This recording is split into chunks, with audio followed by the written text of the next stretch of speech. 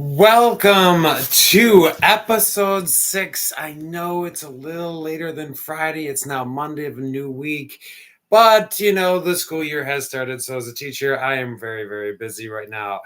Welcome to episode 6, Immigration, the push, the pull factors of immigration.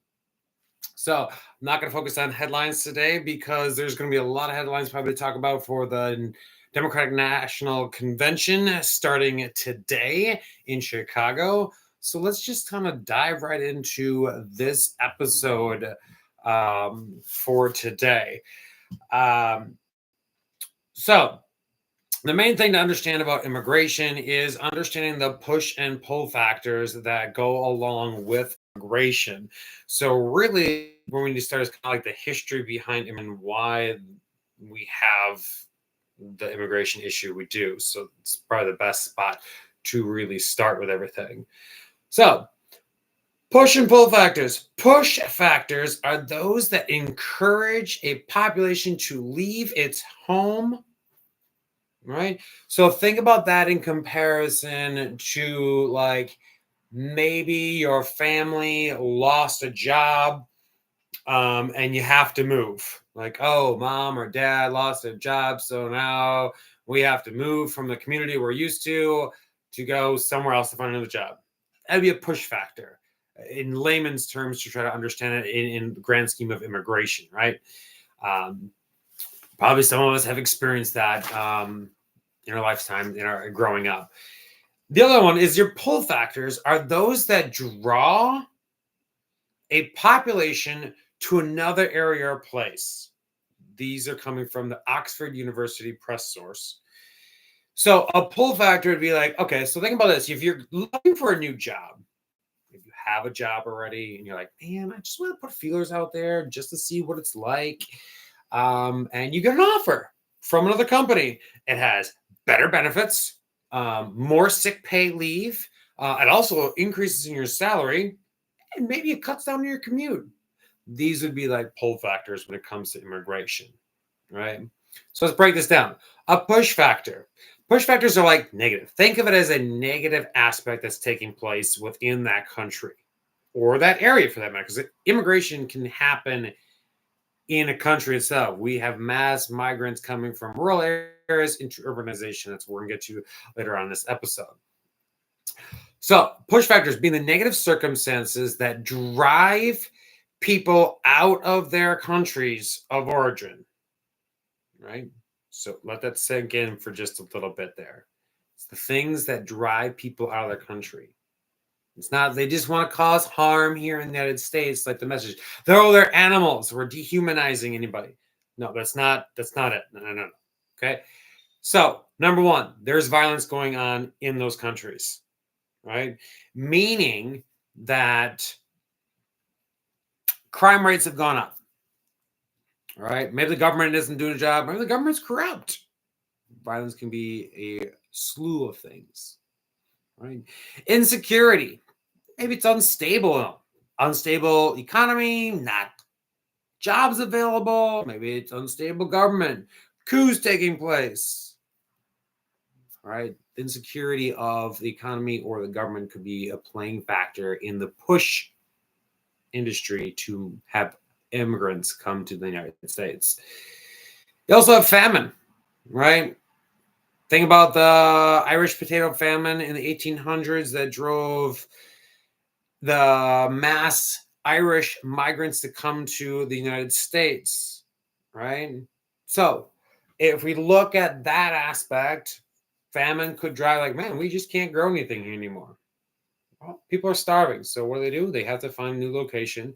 And it also happens even within a country. Like, oh man, the soil is just not working out so great no more. So what do? We have to move. Can't farm. Great Depression, Dust Bowl, ring a bell, anybody? 100 years ago, where people just have to give up their farms and start doing a different job because of famine. There we go. Pull factors. A pull factor is circumstances that make migrating enticing. Okay. So maybe it's a strong economy. Like I use the example, like maybe it's a better job, better benefits, better pay, things like that.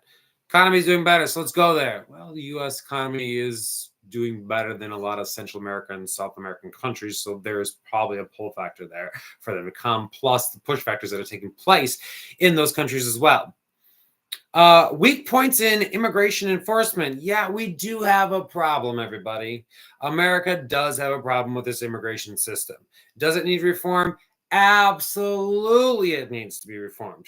Does it need a wall that destroys ecological aspects? No, because those are lasting effects on the environment that we don't take in a factor, right? What it's going to do to us as humans by not letting certain organisms be able to migrate through those areas, and also wrecking other ecological aspects too, right? So, weak points of immigration. Yes, we need reform of our border security, but a wall is not necessarily the solution for that.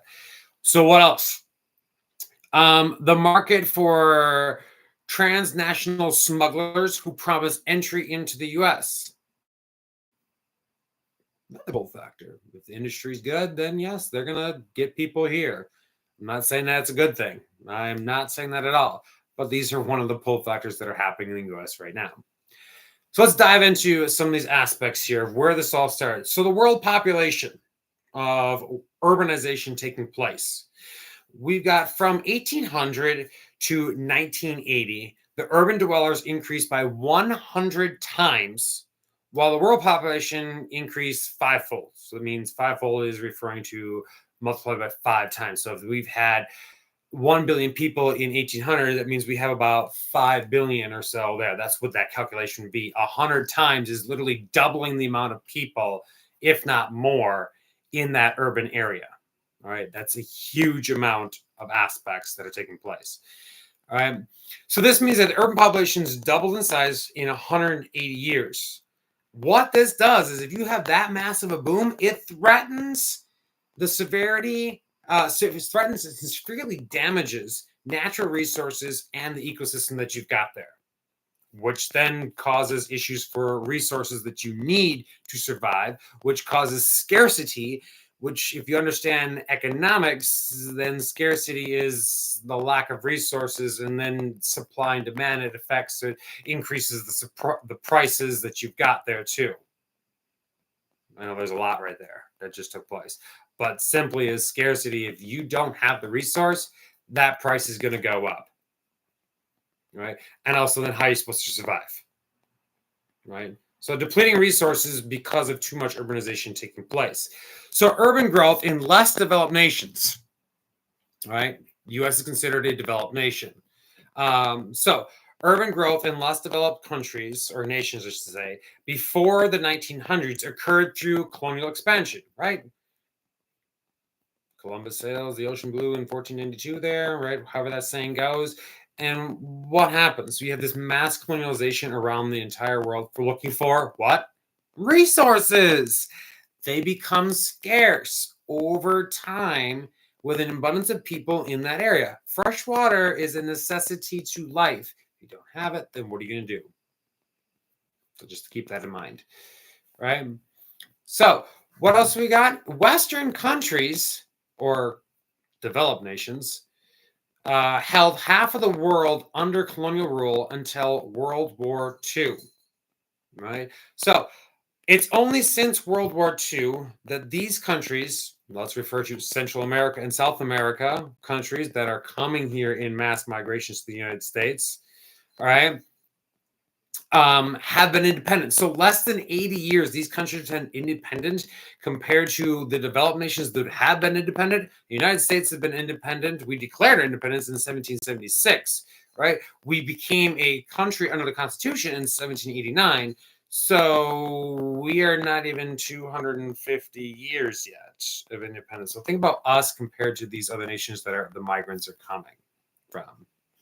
If you want to catch the rest of the episode, if you're watching on TikTok, Facebook, or Instagram, check out Transformation Perspective on YouTube. So, what else do we have going on here with these urbanization developments in these nations? All right. So, since World War II, urbanization in less developed nations has uh, been approximately 20% growth per decade. So think about that. 20% growth. So let's say 100, simple math, 100 people in a city in one decade from World War II, so mid 1950s, you added 20 people. Then the next decade, mid 60s, you've added another 20% to that total. So 120 now is now another 24, and then some, and then some, and then some, right? It starts to add up really, really quickly, right? In an 80-year time span, you become overcrowded, overpopulated, and you have scarce resources out there for you, right? So developed nations are comparison was 15% growth in the 19th century. So that's the 1800s, 15% growth per decade averaging. So developed nations were at a slower rate of growth in urbanization than you have in these less developed nations that won their independence or got their independence after World War II. Think about resources then again, scarcity aspect. Okay. North America and Europe had jobs for migrants from rural areas. So rural areas moving into urban cities, right, had the demand and the supply for these jobs that were available, right? In less developed nations, they had greater supply of labor from rural areas than the demand of these urban cities that was taking place, right? So once again, economic things, supply, demand. If you have too much supply of something but not enough demand of something, right? So think about these in workers. If you have too many workers working for a job but not enough jobs available for that, okay, you have a high unemployment, right? You could probably cut your wages because you can keep bringing people in. Let's flip it around. If your demand for looking for employment, right, is high, companies are looking for employees, but there's not enough workers, right? You're not going to cut people and lay them off. You're actually going to increase their wages because you need them to stay because they're going to be competing for, like, you know what? I'm going to go to the company next door, kind of thing. So think about that kind of aspect when you're looking at these um, supply demand aspects with urbanization that's taking place. So what happens in these less developed nations, like we're referring to as Central America and South American countries that you've got? What you have is high urban unemployment taking place. This is going to be known as over urbanization. There's too many people, not enough resources. So push and pull factors for urbanization is people are pushed out of their rural villages because the villages can't sustain the population to the resources available. All right. So once again, that scarcity aspect is taking place.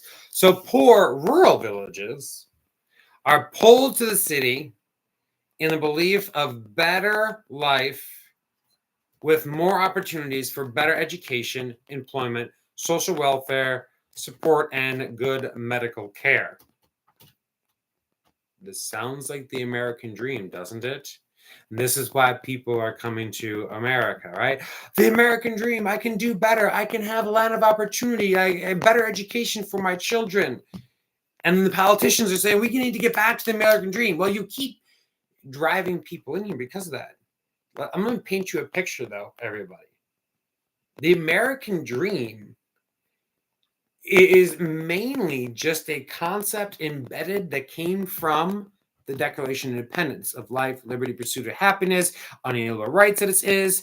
And then you have, hey, everyone's guaranteed these, even though it was only white males at the time were declared getting these rights.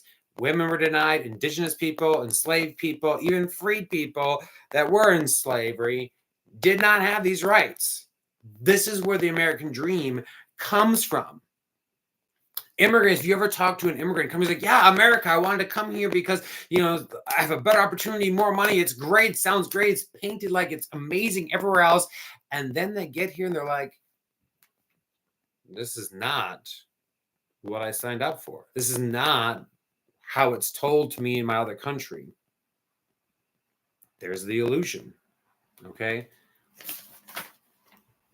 So now we need to look at two other things that are here. Title 42 and Title 8. Title 42 was invoked by President Donald Trump's administration in March of 2020. This is right at the start of the pandemic, right? It is known as a 1944 law that gives federal authorities the ability to deny entry, right, into the U.S. in order to prevent the spread of communicable diseases.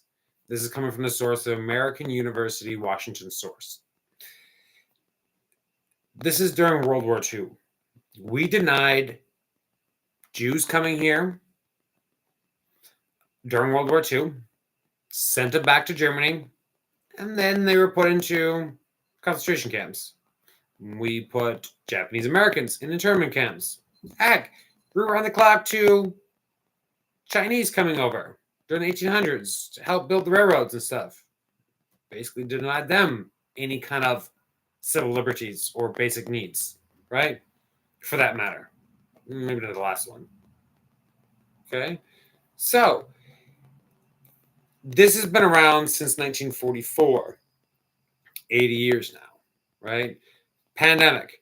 Let's stop them coming in. But remember, the Republicans also say that, a lot of them say, like, the pandemic, it wasn't really a big thing. We should have never shut down. The Democrats, it's all their fault, but Trump is the one who shut down the border, saying that's a good thing. But it contradicts what Trump is now saying, well, you know what? We should have never shut down the economy. We should have never shut everything down. But then you should have shut the border down. Then you should have invoked, right, Title 42. You can't have both, right? You can't claim Title 42 and say, well, the pandemic wasn't really that bad, right? You shouldn't get vaccinated. You shouldn't do any of that stuff. It destroyed the economy and everything like that. It ruined a lot of stuff, right? Then don't shut down the border using Title 42, right? So during the pandemic, the authorities quickly could expel migrants because of the COVID-19 public health. No questions asked, really, right? Title 42 expired in May of 2023. Now we return to pre-pandemic immigration laws under Title 8. So here's Title 8 for everybody. Title 8 is an immigration law including asylum law, right? So here's what asylum law is. A form of protection that allows people to stay in the U.S. instead of being deported to a country where they fear persecution or harm. That's what asylum is. Basically, hey, let's grant you protection because you fear for your life. Public health, safety, natural rights, life, liberty, pursuit of happiness kind of thing. Kind of falls under all that umbrella. Okay. This is coming from the UNHCR source. I got this from. Next one is under Title 8 is penalties for illegal crossing the border after deportation. And the third thing is expedited removal policy. This is known as a process by which low-level immigration officers can remove certain non-citizens without a hearing. So no trial, nothing, just remove them or expedite them. So the Biden administration unveiled new policies under this Title 8 aspect that denies most migrants asylum if they do not apply for asylum in Mexico. They can't just cross the border. They're going to be sent back. They can apply for asylum if they apply for it in Mexico, right? So before they get here. Right, offering also Biden administration is still offering humanitarian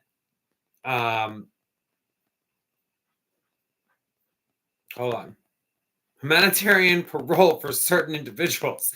So This is what another thing that's pathways instead of asylum aspects. So this is basically humanitarian is the need to have an eligible sponsor and pass background checks to get in. Also, on top of this humanitarian pathway is people who have family in the U.S. to then have a chance to apply and enter the United States as well. So more of a humane, humanitarian aspect approach. So there's an issue, though. The U.S. asylum system is not good right now. It needs a major reform. So let's kind of look at that. And that's kind of where we're going to end with this episode today. So the U.S. asylum system is created to react to totalitarian states. So this is what it was designed for. So it was created after this. So, for example, like Jews being persecuted by the Third Reich, right? Nazi reign, religious persecution, racial persecution. This is where asylum comes into place. Now in Central America and South America, there are no longer the primary perpetrators of violence against its own people. So the governments in Central and South America are no longer the ones causing the violence against its own people per se. Not like Nazi Germany during the 1930s, right? Or other governments with religious or racial persecution that's taking place, right? So the governments in Central and South America are no longer protecting the citizens in those countries. So if we use American standards and unalienable rights of life, freedom, pursuit of happiness, and the social contract theory, if you do not protect their rights, then you have the right to revolt, or in this case, leave. It's a push factor, right?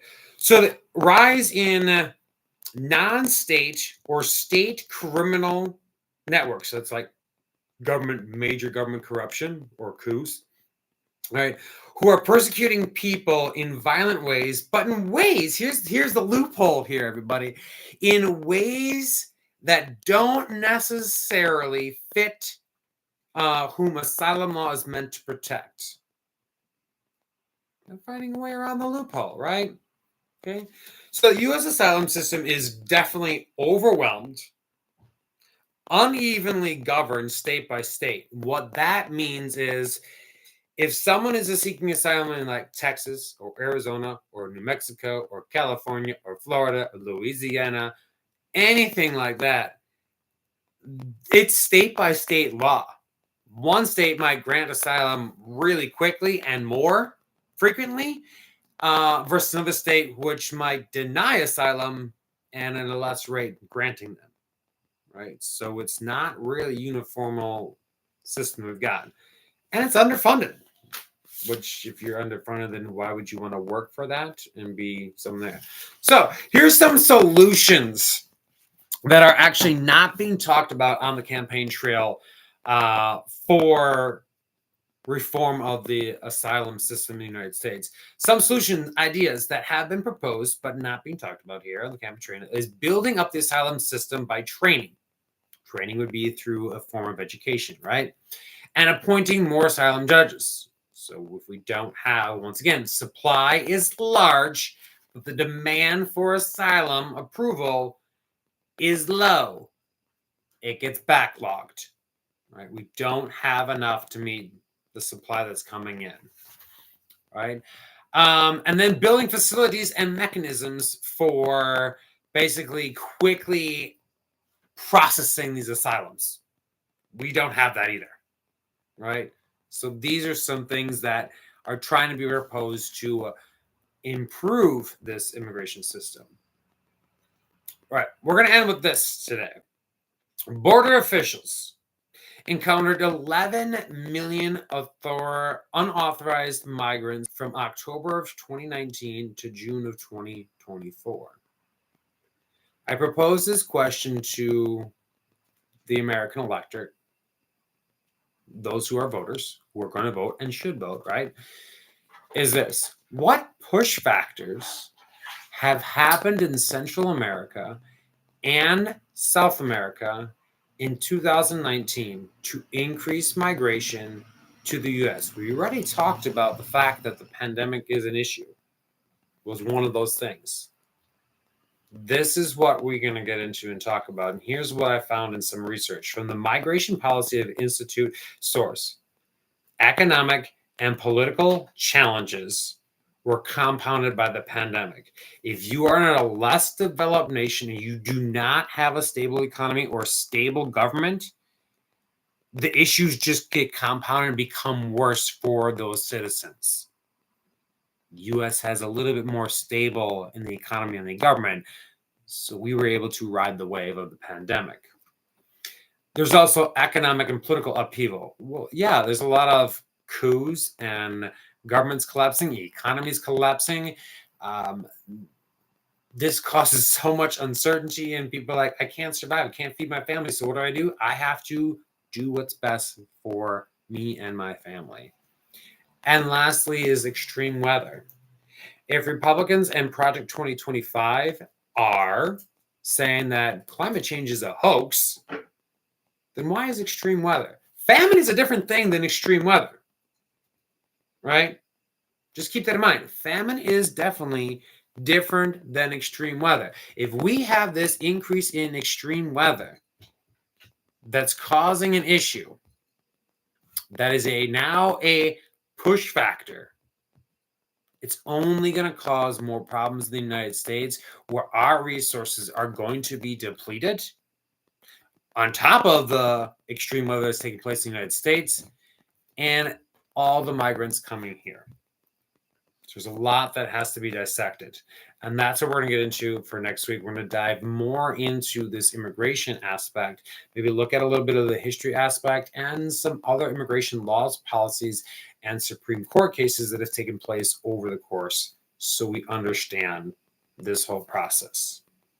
Thanks for watching episode 6 about immigration, the push and pull factors on immigration. Stay tuned. Might have an update on the Democratic Convention for a special report this week. Otherwise, we'll see you next week for episode 7. Thanks for watching. Get out and vote, everybody. Bye.